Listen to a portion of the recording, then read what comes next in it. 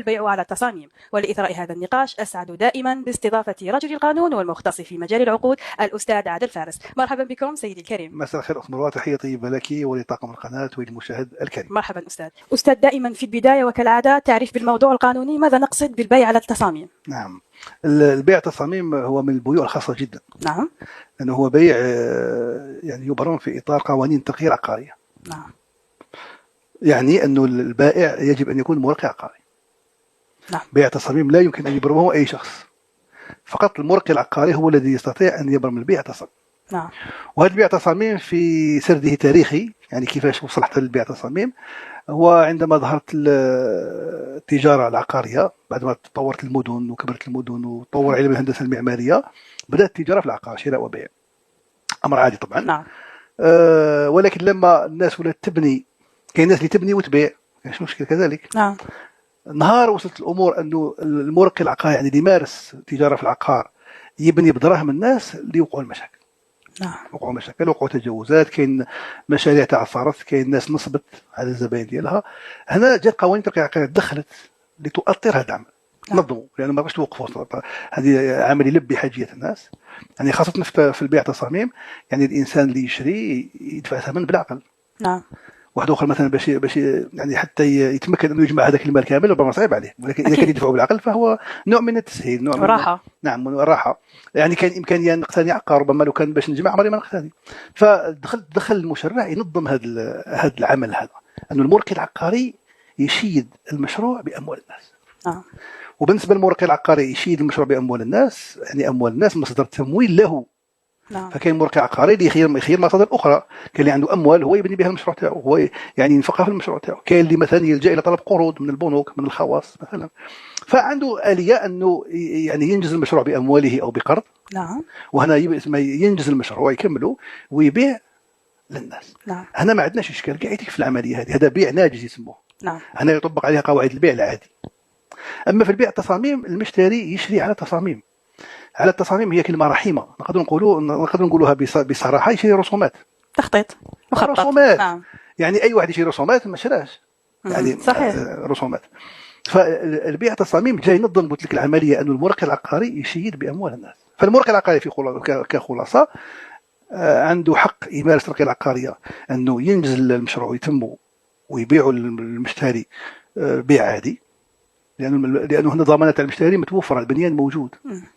يروح يشوف شقه، يشوف العماره، يشوف الحي، أعجبه الحي والشقة والعمارة والمحيط يشري، ما عجبوش ما يشري. نعم. أما على تصاميم شراء رسومات، وبالتالي هو عقد، يعني أول مشرع أدرجه هو المشرع الفرنسي الأمانة، بعد ذلك المشرع الجزائري أدرجه من خلال تشريعات اللي شهدتها الجزائر حول الترقية العقارية. هي 3 قوانين. كاين القانون الأول كامل في 86. نعم. وهذا القانون دائما نقول ما نجحش، على ما نجحش لطبيعه المرحله انذاك. كان نظام اشتراكي، ما كانش المعاملات مفتوحه، ما كانش كانت الطبقه الساحقه في المجتمع هي الطبقه الوسطى. نعم. فما يعني ما تماشاش مع الواقع تاع البلاد في الوقت. نعم. جاء القانون الثاني اللي هو المشروع التشريعي، المرسوم التشريعي عفوا 93/03، اللي واسمه تزامن مع دخول الجزائر في اقتصاد السوق واسمه الانطلاق المشاريع والناس تخدم والاستيراد والانتاج وكذا.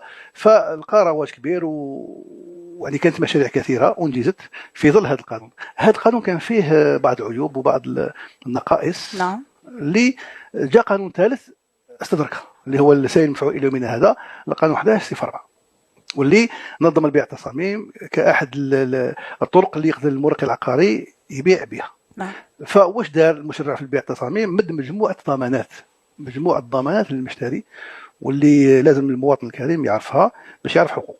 نعم. فيما تتمثل هذه الضمانات؟ نعم، هذه الضمانات كاين ضمانات قبل إنجاز المشروع وبعد إنجاز المشروع، وكاين ضمانات أخرى بعد ما يتسلم المشتري الشقة تاعو، تسليم المفاتيح. يعني تسليم المفاتيح عنده ضمانات أخرى. نعم. يعني كاين مجموعة ضمانات يمدها المشرع للمشتري في البيع التصاميم في مجال الترقية العقارية. الضمانات اللي قبل الإنجاز شنو هي؟ أول حاجة القانون 11/04 الترقية العقارية حولها إلى مهنة.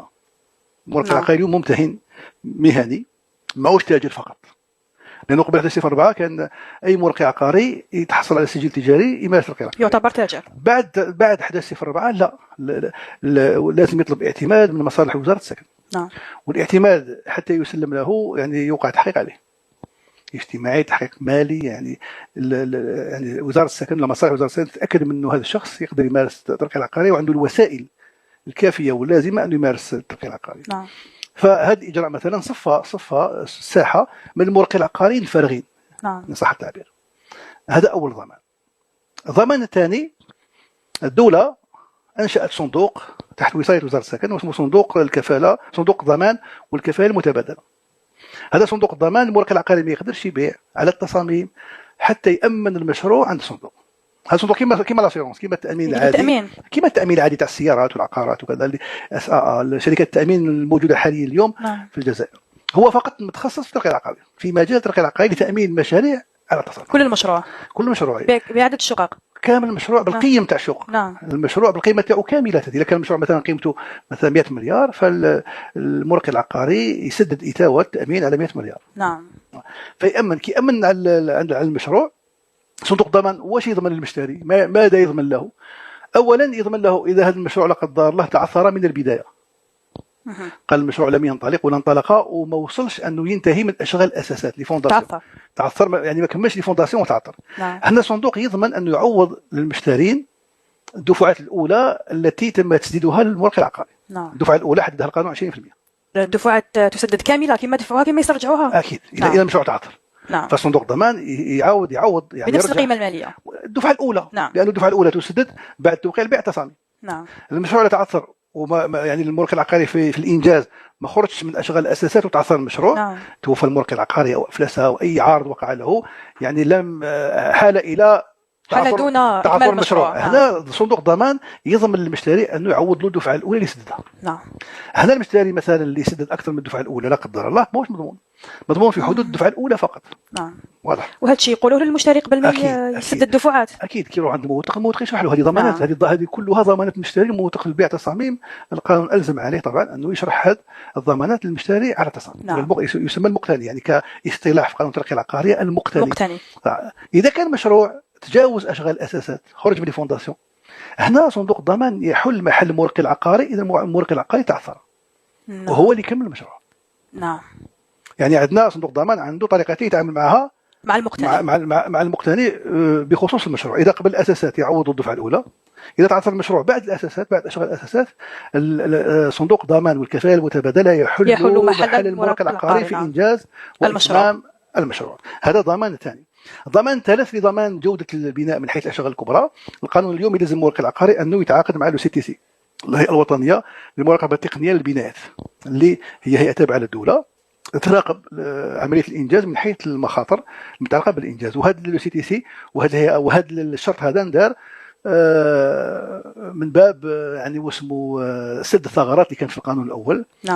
حيث ما يخفاش على الجميع انه الزلزال اللي وقع في بومبرداس 2003 يعني اظهر عيوب خفيه. كانت في البناء، اظهر غش مع الاسف، اظهر غش في واسمه في الحديد، غش في المواد الاوليه. هنا ولا اليوم واسمه الصندوق CTC، يعني الهيئه الوطنيه لمراقبه البناء، تراقب المرقي العقاري في عمليه الانجاز لضمان انه ما يكونوش مخاطر مثل هذه. هذا ضمان ثالث. الضمان الرابع اللي جاء به القانون وجاء يعني بقوه وبصرامه، ويعني ودارها قواعد من نظام عام ودار عقوبات عليها. انه المرقي العقاري يدفع له الثمن حسب تقدم الاشغال. عكس واش كان من قبل، كان ممكن الطرفين يتفقوا ان النهار الاول للمقتني يسدد المرقي العقاري ربما النصف او حتى كامل. اليوم لا. اليوم اول اجراء القانون منع المرقي العقاري انه يتسلم اي اموال قبل توقيع البيع التصاميم. صرامه عنده عقوبات جزائيه توصل للسجن. فممنوع عليه يقبض الاموال قبل توقيع البيع التصاميم، حتى يوقع البيع التصاميم امام الموثق باش يكون عنده حق يقبض اول دفعه اللي هي 20%. نعم. هذا 20% بالنسبه للناس، طبعا بالنسبه للمشاريع اللي في البدايه تاعها. فكاين مثلا مشتري يجي يشري على تصاميم والمشروع راهو في 80%. نعم. هنا طبعا يسدد الدفعه الاولى حسب تقدم الاشغال. نعم. ولكن دفعات دوك نشرحها. فمن من ضمانات المشتري أن الدفعات أن يسدد الثمن حسب الدفعات حددها القانون. الدفعة الأولى 20% عند توقيع البيع التصاميم. نعم. الدفعة الثانية 15% عند إتمام أشغال الأساسات. نعم. الدفعة الثالثة 35% عند إتمام أشغال الكبرى الأشغال الداخلية. نعم. والدفعة الرابعة عند إتمام يعني عند نهاية المشروع الإتمام الكلي للمشروع 25%. نعم. والدفعة الخامسة والأخيرة 5% عند التسليم. أستاذ، يستطيع المواطن التوقف في الدفعة الرابعة؟ لا. المقتني يشري سيمي فيني؟ لا لا يستطيع. السيمي فيني هذا حسب الاتفاق اللي كاين طبعا بين الطرفين. لا بين الطرفين. ممكن هو المورق العقاري لازم يكمل البناء ويجيب المطابقة. نعم. عملية البناء والمطابقة متعلقة بإتمام المشروع كلية من الناحية الخارجية. نعم. يبقى الاشغال التشطيبات الداخليه اللي فينيسيون اللي نعرفوا احنا في اللغه العاميه تاع اللي فينيسيون. هنا ممكن طبعا يتفق المورق العقاري مع المقتني انه يقوم بها المقتني، ما كاينش واش يمنع في هذه. المهم مرحله ما قبل الاخيره. المهم الاتفاق يكون من الاول. نعم. وكنقولوا مثلا يعني ذكرتيني في النقطه هذه، كاين نقطه مهمه جدا كي قلتي البيع التصاميم. طبعا البيع التصاميم المشتري نهار يشري التصاميم بالنسبه للبنايات الاشغال الكبرى يعني الشكل العماره واسمه السلالم تاع برا، يعني هادو كامل تقريبا المواد البناء وحده. الحديد السيمان ارمل الكرافي هادو ما واحد. بصح اشغال التشطيبات الداخليه لفينيسيون تختلف طبعا. نعم. كاين خزف تاع 1000 دينار، وكاين تاع 10000 دينار، كاين اشغال نعم. هذا واش حبيت ننبه. نعم. المشتري على الترقيه العقاريه كي يشري على التصاميم فيما يخص اشغال التشطيبات الداخليه النهائيه لازم يتفق المورق العقاري عن طريق بطاقة فنية حول المواد التي سوف يستعملها المورق العقاري في التشطيبات النهائية. نعم.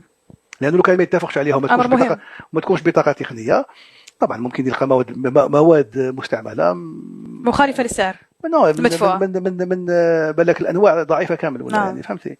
فهنا مليح يكون بطاقه تقنيه تحدد المواد التي سوف يستعملها المورق العقاري في التشطيبات النهائيه، حتى يعني لا يكون نزاع بين الطرفين حول النقطه هذه اللي ممكن طبعا في كثير من الاحيان تكون سبب منازعات بين المقتني والمورق العقاري. نعم. واسمه الضمان الخامس هي غرامات التاخير. نعم. المورق العقاري يلتزم طبعا في عقد بيع التصاميم لانه هو عقد زمني. نعم. بالانجاز في مده معينه. فهنا اذا كان المورق العقاري يتاخر في التسليم، القانون سمح للمقتني ولا للمشتري انه يفرض على المورق العقاري غرامات تاخير تحسب حسب عدد ايام التاخير، وعنده حق يعني يسددها من 5% اللي بقت، يعني ما سلماش المورق العقاري. نعم.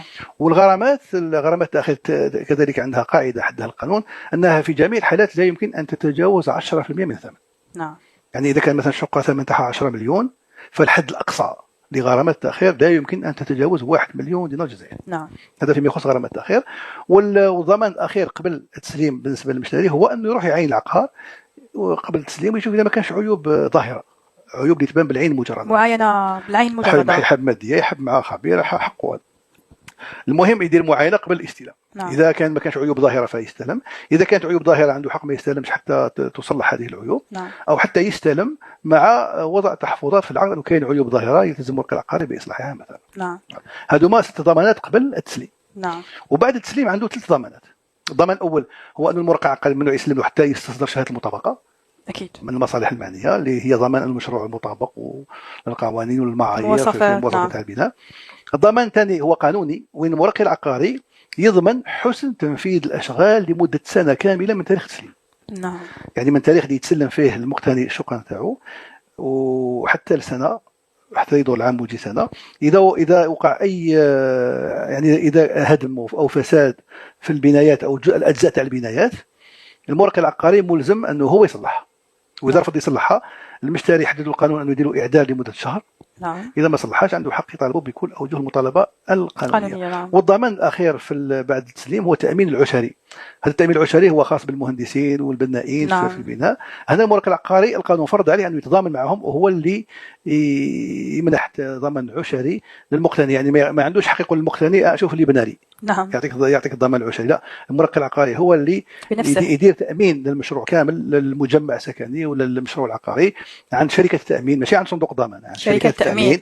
يدير تأمين عشري للمشروع لمدة 10 سنوات. سنوات. اذا وقع اي فساد او تهديم في البناء ولا، شركه التامين تعوض ذلك للمقتني طبعا. فهذه هي الضمانات اللي يمنحها القانون للمشتري في اطار البيع على تصاميم. نعم أستاذ، بذكر كل هذه المعلومات، هل يمكن مراجعة الثمن في البيع على تصاميم؟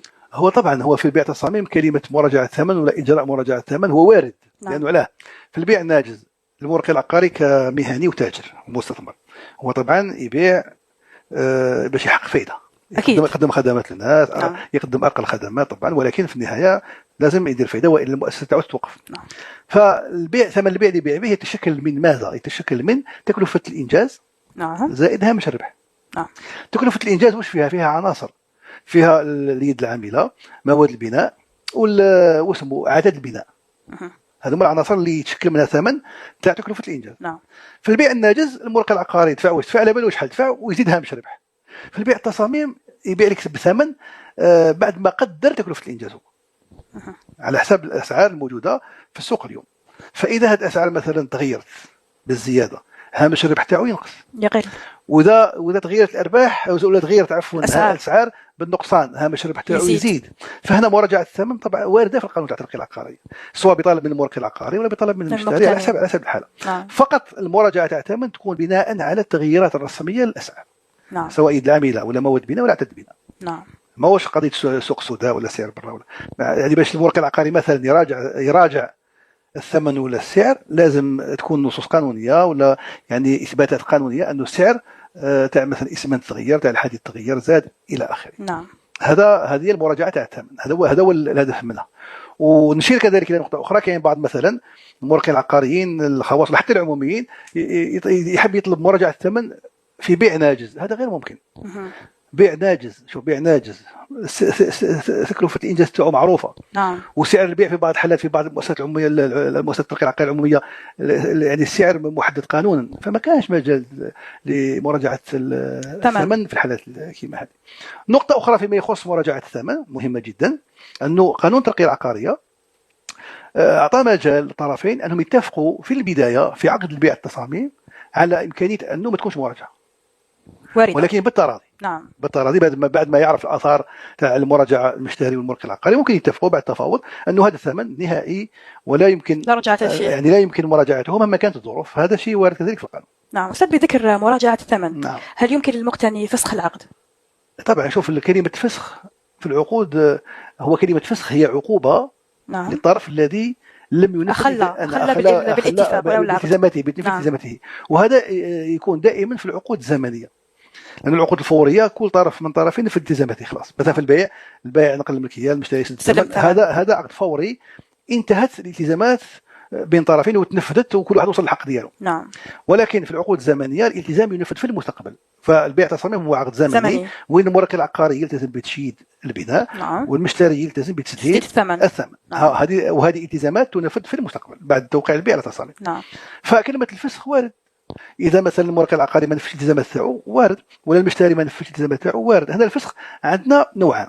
كاين النوع الأول هو فسخ رضائي، يسمح به القانون في العقود هذه، الأطراف يتفقوا ويفسخوا رضائيين، وممكن يحدوا شروط على الفسخ تاع الرضائي كما يرونه صالحا لهم. نعم. يعني مثلا جرت العاده نشتري عقود مثلا هكذا، والمورخ العقاري يشرط على المشتري ولا المقتني، يقول له حبيت تفسخ العقد قبل وقته نعوض لك دراهمك ولكن نخصم لك 10% مثلا. فهذا شرط متعلق بعمليه الفسخ الرضائي. نعم. وكاين فسخ بحكم القانون. نعم. وشنو هو الفسخ بحكم القانون؟ هو الفسخ الذي يمكن ان يبادر به المورخ العقاري إذا المقتني لم يسدد دفعتين من الثمن. يعني هو أو المشروع راه يمشي، هو الحق دفعة معينة، المشتري ما سددش الثمن تاع الدفعة هذيك، القسط تاع الدفعة هذيك، وجات دفعة ثانية وما سددهاش كذلك. في الحالة هذه القانون أعطى حق المورخ العقاري أنه يفسخ عقد البيع بحكم القانون وبدون لجوء إلى الموثق أو حكم قضائي. عن طريق إجراء يقوم به مع المقتني. ما هو الإجراء؟ أنه يرسل له إعذارين، 2 ميزون دومور، في كل إعذار المدة تاعه 15 يوم. مع نهاية الأجال تاع الإعدار الثاني اللي هو 30 يوم، وإذا المقتني لم يتقدم أمام الموكل العقاري لكي يسدد ما عليه من ديون متعلقة بتسديد الثمن، فهذاك التاريخ يعتبر عقد البيع تصاميم مفسوخ بحكم القانون بقوة القانون. ويقدر الموكل العقاري يتصرف في الشقة هذيك إلى شخص آخر. نعم. وكاين الحالة الثالثة تاع الفسخ هو الفسخ القضائي، لا قدر إلى الأطراف يعني كان نزاع بيناتهم ما تفاهموش وكذا، وما قدروش يوصلوا الحل الرضائي بيناتهم عن طريق الوسائل البديلة كصلح ولا واسمه تحكيم ولا إلا ما قدروش، فعندهم حق يروحوا للعدالة طبقا المادة 119 قانون المدني. اللي عنده مصلحة يطلب فسخ طبعا العقد. كيف يتم إثبات انتهاء الأشغال وتسليم المفاتيح؟ إثبات انتهاء الأشغال نقدر نتكلموا عليه من اليوم الذي تحصل فيه الموكل العقاري على شهادة المطابقة. نعم. بعدها الموكل العقاري واش يقول القانون؟ يقوم بإبرام عقد تسليم محيزة للمشتري للمقتني عند الموثق. نعم.